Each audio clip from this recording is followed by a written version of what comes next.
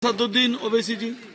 Chairman sir, आपका बेहद शुक्रिया कि आपने इन 3 फौजदारी नए कवानीन पर बोलने का मुझे मौका दिया है।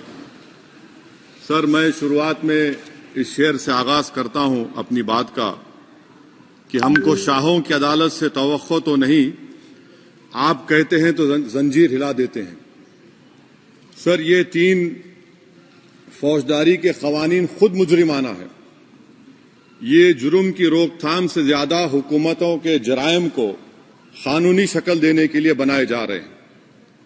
अब तरफे तमाशा यह है सर कि पिछले सेशन में मोदी हुकूमत ने जन विश्वास बिल 2023 को, जिसमें 183 प्रोविजंस और 43 कवानीन थे इम्प्रिजनमेंट के, उसको निकालकर फाइन में तब्दील कर दिया।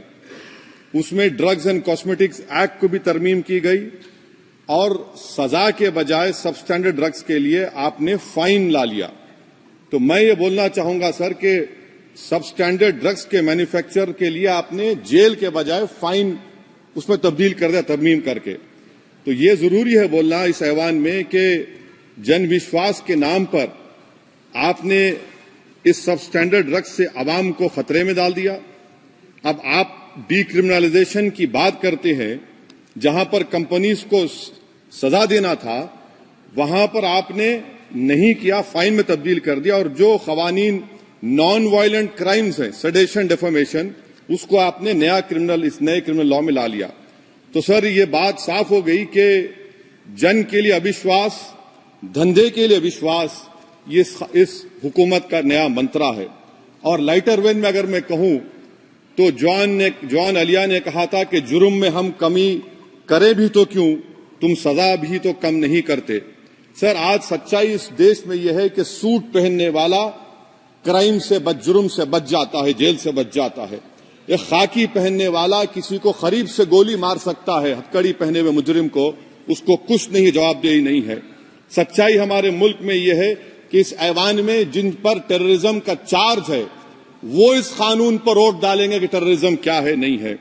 सर, मुझे ये कहने की इजाजत दीजिए कि अगर आज भगत सिंह को और मोहनदास करमचंद गांधी को ये 3 कवानीन बनाए जाते तो भगत सिंह और मोहनदास करमचंद गांधी कहते कि रोलट एक्ट है, ये 3 कवानीन रोलट एक्ट है। अब हुकूमत को बताना पड़ेगा कि असल मकौले पुत्र कौन है। सर, सच्चाई यह है कि इस मुल्क के गरीब, दलित, मुसलमान, आदिवासी, इनके लिए जिंदगी से बड़ी कोई सजा नहीं है। और क्या जुर्म है पता ही नहीं इनको। सर, अगर हमको रिफॉर्म करना था, इस्लाह करना था, तो हमको उन प्रोविजंस को निकालना था जो हुकूमत और पुलिस को मनमानी करने की इजाजत देती है। हमको वो प्रोविजंस को निकालना था कि जो मंत्रियों को और पुलिस को ये मौका मिल जाता है लोगों को सालों जेल में रखने का, उन पर कोई जुर्म पर साबित नहीं होता। हमको ये करना चाहिए था कि जो प्रोसिक्यूटर होता है वो फैब्रिकेटेड एविडेंस डालकर ताकतवरों को अपनी ताकत की बुनियाद पर उनको छूट दे देता है। हमने वो काम नहीं किया। आज हमारे वतन अजीज भारत में सबसे ज्यादा अंडर ट्रायल अगर कोई है जेलों में तो मुसलमान, दलित, आदिवासी हैं। सर, इनका कन्विक्शन रेट देख लीजिए आप। एनसीआरबी का डेटा है 2017 से 21 का, 20% अंडर ट्रायल मुसलमान है, 16% कन्विक्शन है और मुसलमानों की आबादी 14.2% है।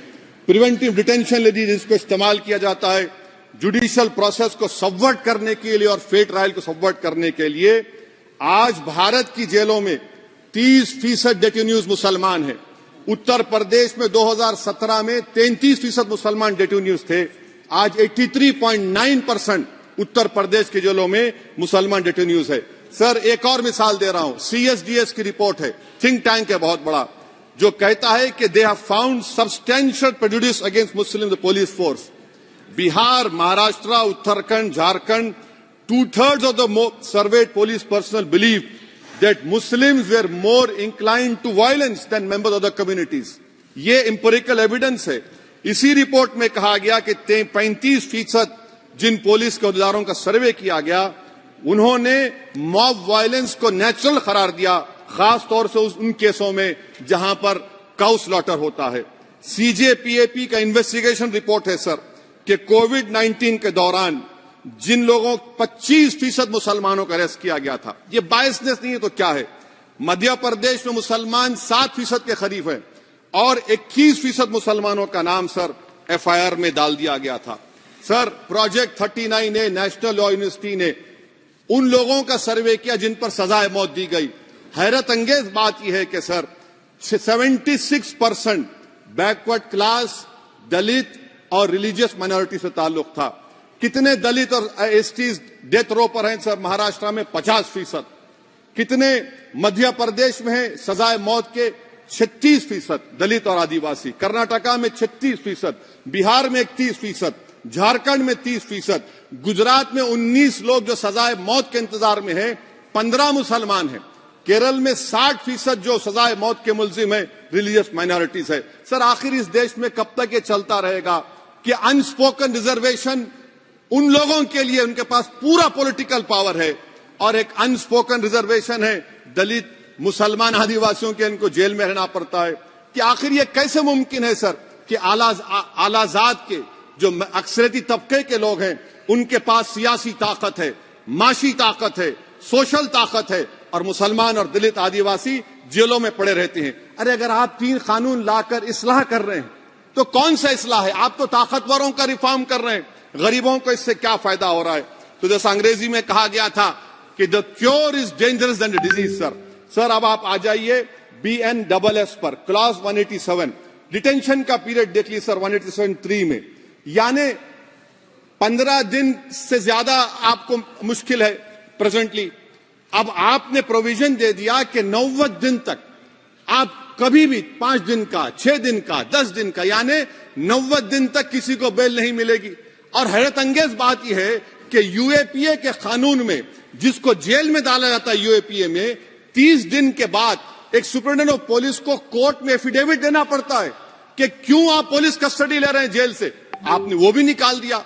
यानी जिस किसी को भी आप इस कानून में अरेस्ट करेंगे, यूएपीए से ज्यादा मैं 90 दिन जेल में रहूंगा। और कौन रहेगा जेल में? मुसलमान रहेगा, दलित रहेगा, आदिवासी रहेगा और बेल उसको नहीं मिलेगी। तो ये खुद सुन लीजिए, तो यानी कन्विक्शन नहीं होगा, ना बेल मिलेगी क्योंकि पुलिस कस्टडी है। यह कानून में है सर, आप मुझे करेक्ट कर सकते हैं। अच्छा, DK बासु के गाइडलाइंस को आपने अडॉप्ट नहीं किया। क्लॉज 53(1) आप ये भी नहीं कह रहे कि भाई कौन उसको एग्जामिन करेगा? तो discretion of the medical practitioner. अरे आप ये पुलिस में जब जाते हैं तो पुलिस इतनी खातिर तवाज़ो करती है कि तलवों से लेकर जिस्म तक पूरे निशानात उसके जिस्म पर रहते, और आप कह रहे हैं कि मेडिकल प्रैक्टिशनर डिस्क्रेशन करेगा तो होगा। अब आप आ जाइए सर इसके ऊपर आपको बता रहा हूं सर। अब आप देखिए क्लॉज 187 तो आपके सामने जिक्र कर दिया मैं सर। अब आप देखिए क्लॉज 472 मर्सी पिटीशन, आर्टिकल 79 और 161 का कॉन्स्टिट्यूशन का हिस्सा है, और ये आप कानून लाकर कहती हैं कि उसकी तरफ से मर्सी पिटीशन डालेगा तो कन्विक्ट, लीगल है, अदर रिलेटिव। सर जो सजाए मौत काटेगा वो तो आधा पागल हो जाता है जेल में, आप थर्ड पार्टीज को मौका नहीं दे रहे। ये कौन सा इंसाफ है बताइए आपका? ये कौन सा इंसाफ है आपका? और फिर सर आप ये बताइए कि थर्ड पार्टीज को बाहर कर रहे हैं। अच्छा, कितना टाइम आप दे रहे हैं? कितना टाइम आप दे रहे हैं कि सुप्रीम कोर्ट के रिजेक्शन ऑफ SLP के बाद 30 दिन और गवर्नर के रिजेक्शन के बाद 60 दिन? ये कैसा इंसाफ होगा सर? सुप्रीम कोर्ट ने कहा कि multiple mercy petitions can be filed, आपने उसको भुला दिया। अच्छा सर, अब आप एक और बात देख लीजिए, क्लॉज 479 में ये कहते हैं कि अगर कोई डिटेंशन पीरियड अपना 1/2 ऑफ द क्राइम जो ऑफेंस का पूरा कर लिया तो उसको बेल मिलेगी। आप तो उसको और खतरनाक कर दिए हैं। आप ये कहते हैं, उसमें ये कहते हैं सर, यहां पर आपने कह दिया क्लॉज 187 में, सॉरी सर, ये डिटेंशन मल्टीपल क्लॉज 479 में अगर एक से बढ़ के ज्यादा ऑफेंस होगा या ऑफेंस होगा लाइफ इम्प्रिजनमेंट का या पेंडिंग होगा तो उसको बेल नहीं मिलेगी। अरे हम तमाम तो, ऋषिकांत दुबे आप पर जब केस लगा, आपने कहा आपकी गाड़ी पर हमला हुआ, मैं जानता हूं, आप पर तो एक सेक्शन नहीं लगा, कई सेक्शन आप पर लगा दिए गए, तो फिर मुझे बेल नहीं मिलेगी। ये क्या कर रहे हैं आप? किस लिए कर रहे हैं आप? आप अंदाजा भी लगा रहे भाई आज आप वहां बैठे कल आएंगे इंशाल्लाह, फिक्र मत करिए। पावर इटर्नल नहीं होता, ये तो कुदरत का निजाम है कि जो गंदगी करता है तो उनके लिए किसी और को मौका मिलता है, मगर आपको आना पड़ेगा एक दिन। आप ये गंदगी कर रहे हैं। अच्छा सर ये बताइए कि हमने आप किसको कितना पर्सन्स वर पेंडिंग प्रोसीडिंग्स इन मोर देन वन ऑफेंस, और चार्जशीट में कई आते हैं। यानी जब हम पर केस बुक होता है सर तो फूल का गुलदस्ता आता है, हर सेक्शन होता है उसमें, तो मुझे बेल नहीं मिलेगी। तो ये एक बात है सर। फिर आप आ जाइए सर, मैं आपको बताना चाहूंगा सर, यहां पर आपको सॉरी सर ये इतना बड़ा बिल है। फिर आप टेररिज्म पर सर, बीएनएस का टेररिज्म सर, ये बड़ा ही डेंजरस आपने खतरनाक आपने काम किया है। इससे दहशतगर्दी का मुकाबला नहीं होगा, सिविल लिबर्टीज खतरे में पड़ जाएंगे। और सबसे बड़ी बात तो यह है सर, इसमें आपने नोटिफाई करेंगे किसी को टेररिस्ट, कोर्ट क्यों नहीं करेगा? पुलिस वाला कैसे करेगा मुझे टेररिस्ट नोटिफाई? किसी ऑर्गेनाइजेशन को प्रेरित घोषित कर देंगे। तो ये खुद सेपरेशन ऑफ पावर्स का वायलेशन है, जुडिशियल इंडिपेंडेंस का वायलेशन है और इंदिरा गांधी वर्सेस राजनारायण केस का वायलेशन है। तो ये मोदी सरकार जुडिशरी के पावर्स को छीनकर खुद जज जूरी एग्जीक्यूशन बन रही है। किसी शायर ने बड़ा अच्छा कहा था सर, वही कातिल वही मुखबिर वही मुंसिफ ठहरे। सर मैंडेटरी वीडियो रिकॉर्डिंग आपने कहा कि जिस जगह पर इस प्लेस पर सर्च होता है वीडियो रिकॉर्डिंग की, मैं ये कहता हूं कि जब मेरा अरेस्ट होगा वीडियो रिकॉर्डिंग करिए, क्यों नहीं करते आप? जब मेरे घर पर पुलिस आती है वीडियो रिकॉर्डिंग करिए, जो मैं पुलिस को देता हूं उसकी वीडियो रिकॉर्डिंग करिए, विटनेस स्टेटमेंट होगा क्लॉज 183 में उसका वीडियो रिकॉर्डिंग करिए। क्यों नहीं आप पैसे देते कि हर पुलिस वाले के जिस्म पर एक वीडियो रिकॉर्डर हो और एक्यूज को मिलना चाहिए, आप नहीं मिलता एक्यूज को। हाँ आपको नहीं है, मुझे मैं जानता हूं। क्लॉज 250 और 262 सर इनकंसिस्टेंट है। तो क्लॉज 250 में 60 डे टाइम लिमिट है डिस्चार्ज के लिए। अगर एक्यूज को कागज नहीं मिलता है, हम सब जेल में गए, मैं कई मर्तबा जेल में गया हूं, ससुराल में इतना नहीं गया जितना जेल को जाने का मुझे मौका मिला, चाहे कांग्रेस की तेलुगु देशम की हुकूमत रही है। सर कुछ लोग क्लॉज 262 है, क्लॉज 262 में डिस्चार्ज एप्लीकेशन है, वो फ्रेमिंग ऑफ चार्जेस के बाद डाल सकते हैं। ये it defeats the purpose. What is the discharge application which is to prevent police from using delay tactics? Discharge always precedes framing of charges. आप मैं उस वक्त तक डिस्चार्ज नहीं डाल सकता जब तक कि वो नहीं होगा। अच्छा क्लॉज 251 263 देखिए sir, time limit for framing of charges in cases of session trials 60 days of first framing charges, warrant charges should be 90 days। मगर आपने क्या किया, होशियारी देखिए, बर्बाद करने का कहानी। 193(9) डाल दिया आपने, Can it prescribes a 90-day time limit for further investigation? For further investigation, what will happen when supplementary charge sheet are put? Will the accused be acquitted? क्या मुझे छोड़ देंगे आप? क्या कोई time light? This is a dead letter. यानी आप तो पूरे का पूरा सिविल राइट्स लिबर्टीज बोलिए सब छीन ले रहे। अच्छा सर इसमें आपने लिंचिंग का एक कानून बनाया बीएनएस में, सेक्ट क्लॉज 103 में। अब आप इसमें देखिए सर, लिंचिंग कब हो सकता है? जब आप ये बताएंगे कि ये पर्सनल बिलीफ पर मारा गया, किसी को जेंडर पर मारा गया, कास्ट पर मारा गया। सर आप तो एक्यूज को तो मौका दे रहे हैं छोड़ने के लिए, आप तो एक्यूज को मौका दे रहे हैं। अच्छा पर्सनल बिलीफ में रिलीजन क्यों नहीं लिखते भैया आप? इन तीनों कानून में रिलीजन इस्तेमाल किया गया, पर्सनल बिलीफ में रिलीजन नहीं आता।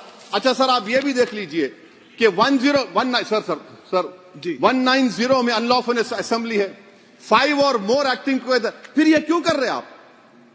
5 मिलकर भी मर्डर करेंगे तो एक 103 भी तो आपने कर दिया। तो इनका यानी ये तो इसका अनलॉफुल एक्टिंग टुगेदर है। अच्छा सर मैं आपको बताना चाहूंगा, आपके ये बीएनएस का 172(2) आप देखिए कि पेटी केसेस में when the occasion is passed, किसका मतलब क्या है? व्हेन द अकेजन होगा क्या सर? अब आप हम चुनाव लड़ते तो जो हमारा जो पार्टी अपोजिंग रहती वो कहती कि इनके 25 लोगों को 50 लोगों को गिरफ्तार कर लो, गिरफ्तार कर लेते मेरे बूथ के एजेंट्स को, और बोल रहे व्हेन, उसमें आप लिख रहे क्या है? When the occasion is passed, माने पास हो जाएगा पोलिंग के 5 बजे छोड़ देंगे। अरे आप अपना ही हाथ काट रहे हैं अपने आप। याद रखिए आज आप मुस्कुरा रहे हैं, कल यहां पर बैठेंगे कि और कर देगा काम आपके ऊपर। अच्छा रेप सर, रेप सिर्फ महिलाओं का होता है, मर्दों का रेप नहीं होता है क्या? आपका प्रोविजन नहीं है क्या? स्टॉकिंग नहीं होती है मर्दों की? अच्छा जस्ट होता है सर, आप हंस रहे हैं, होता है। आपकी हंसी इस बात का इकरार है कि आप जानते हैं किसका हुआ है। तो justice JS Verma sir, justice JS Verma का जेंडर न्यूट्रल बनाइए। अच्छा क्लॉज 69 को, क्लॉज 69 लव जिहाद आ गया। देखिए सर, क्लॉज 6 लव जिहाद आ गया, उसमें बियॉन्ड रीजनेबल डाउट प्रूव ही नहीं कर पाएंगे आप। अब उसमें क्या बताना पड़ेगा? सप्रेसिंग आइडेंटिटी, यानी अगर कोई महिला मोनू मानेसर चोमू चंडीगढ़ से इश्क करती है, बाद में उसको मालूम होता है कि वो मानेसर का नहीं है, चंडीगढ़ का नहीं है, तो क्या क्लॉज 69 एक्शन में आएगा? आप बताइए कि अच्छा अगर कोई ये कहेगा कि मेरा नाम, कुछ नाम है, कई कुछ नाम होता है जो कॉमन नाम होता है मुसलमानों में, दीगर मज़ाहिब में, तो क्या वो सेक्शन अप्लाई होगा? ये क्या आप कर रहे हैं? अच्छा आपने अडल्ट्री को निकाल दिया, आपने होमोसेक्सुअलिटी को निकाल दिया, तो ये कंसेंशुअल सेक्सुअल रिलेशन जो 18-20 साल के ऊपर के लोगों में करते हैं, मैं इसका खिलाफ जरूर हूं मजहबी एतबार से, मगर आप क्यों उनकी ऑटोनॉमी को रोकना चाहते हैं? अच्छा सर, सेक्शन क्लॉज 1093 बीएनएस का, आपको it does not require knowledge और intention part of person facility commissioner organise crime. ये मैं 5 मिनट दीजिए सर। बीएनएस का आप सेडेशन पे देख लीजिए, सेडेशन को आपने दोबारा ला लिया, लफ्ज सेडेशन इस्तेमाल नहीं किया आपने।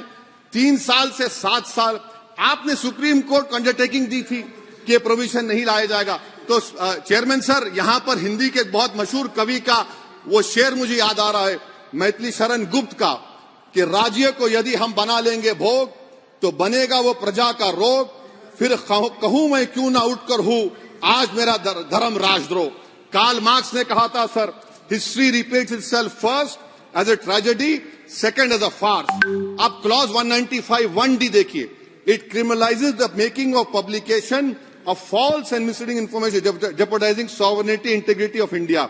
वेग है, यानी जो कोई भी पत्रकार इन्वेस्टिगेटिव जर्नलिज्म लिखेगा आप उसको इस्तेमाल कर लेंगे और जेल की सलाखों में उसको डालकर आप सड़ा देंगे। सर मैं आपको और एक बात बताना चाहूंगा कि रैश एंड नेग्लिजेंट एक्ट जो आईपीसी में था 2 साल थे, 304, आप उसको बढ़ाकर 5 साल कर दिए 1061 में, बीएनएस 1 में। और rash and negligent driving 304 IPC में था, 2 साल की सजा थी, आपने 10 साल कर दिया। यह क्रिमिनल जुरिस्प्रूडेंस का हिस्सा नहीं है। अच्छा क्रिमिनल ऑर्गेनाइजेशन, उत्तर प्रदेश में यूपी गैंगस्टर एक्ट में एक चार्जशीट में गैंगस्टर एक्ट लगता। सर आप बताइए फिर यूएपीए का क्या होगा, पीएमएलए का क्या होगा, महाराष्ट्र मकोका का क्या होगा, गुजरात के कोका का क्या होगा? आप ये सब कानून रख रहे हैं और एक पुलिस वाले को आप ये तमाम कानून की इजाजत देंगे? याद रखिए, जिंदगियां बर्बाद करने का काम आप कर रहे हैं और सबसे बड़ा इसका नुकसान होगा। किसका नुकसान होगा? दलितों का, मुसलमानों का, आदिवासियों का। और वो पॉलिटिकल पार्टीज जो कल आज सत्ता में है, कल नहीं रहेंगे, वो बदले की भावना से काम करते हैं। सर मुझे पुलिस ने पीटा सर, 1999 22 दिसंबर को मेरे सर पर 20 टाके लगे, पीठ से लेकर पैर तक मारा गया। आपको मालूम सर क्या हुआ? तेलुगु देशम की सरकार थी, उन्होंने उन दोनों पुलिस वालों को जिन्होंने मुझे मारा था उनको आईपीएस कन्फर कर दिया। आईपीएस करने, अरे मैं तैयार हूं मरने के लिए, तुम मारोगे क्या? बोलो कहां मारोगे बताओ? अरे तुम कहां मारोगे? तुम्हारी गोलियां खत्म हो जाएंगी, मैं जिंदा रहूंगा। अरे तुम्हारी गोली डरने वाला बैठो तुम, अरे चप्पन देके बैठो तुम। प्लीज आप बैठ जाइए। टेररिज्म का देखिए सर, आप बैठ जाइए प्लीज। यूएपीए का सर मैं खत्म कर, टेररिज्म उनको रोकिए सर। Okay please sit down. हाँ तुम गोली मार सकते, सस्पेंड नहीं कर सकते और कुछ नहीं कर सकते सर। टेररिज्म का डेफिनेशन में आप देखिए, यूएपीए का सेक्शन 16, यूएपीए का सेक्शन 16 क्लॉज 113 में आ गया, यूएपीए का सेक्शन 15 क्लॉज 131 में आ गया। देख लेंगे उसको, देख लेंगे। यूएपीए का आपत्तिजनक अंश निकाल दिए जाएंगे। यूएपीए का क्लॉज 18 113 4 में आ गया, यूएपीए का क्लॉज 18 113 3 में आ गया, यूएपीए का क्लॉज 20 113 5 में आ गया, यूएपीए का सेक्शन 19 113 6 में आ गया। अरे भाई साहब फिर क्या बचा है? आप यूएपीए से, मकोका से, गुजरात कोका से, पीएमएलए सब ला लिए। तो स्पीकर सर मैं अपनी बात को खत्म करने से पहले मैं उम्मीद कर रहा था कि मैंने वजीर दाखिला का एक स्टेटमेंट सुना था अमित शाह साहब का कि जब गुजरात के होम मिनिस्टर थे तो उन पर जुल्म किया गया, उनको दबाया गया।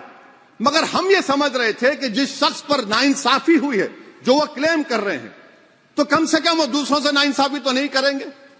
आप क्या कर रहे हैं? अरे ऐसे हजारों लोग हैं जिन पर जुल्म हो रहा है, ना उनके पास दलील है, ना उनके पास वकील है, ना उनके पास आजादी है। तो ये तीन सर मैं आखिर एक लव ये तीनों कवानीन हमारे मुल्क की जमहूरियत के लिए, इन गरीब तबकात के लिए नुकसानदेह साबित होगा। और ये सरकार को मैं चार्ज दे रहा हूं, आप चेक रिपब्लिक में निखिल गुप्ता बैठा है, लेके आओ ना उसको। कुलभूषण यादव पाकिस्तान में बैठा है, लेके आओ ना। कतर में हमारे फौजी बैठे, लेके आओ ना उनको। अरे कहां तुम्हारी देशभक्ति है? अरे निखिल गुप्ता को लाओ, इस कानून में इस्तेमाल करो। मगर वो नहीं बोलेंगे। मैं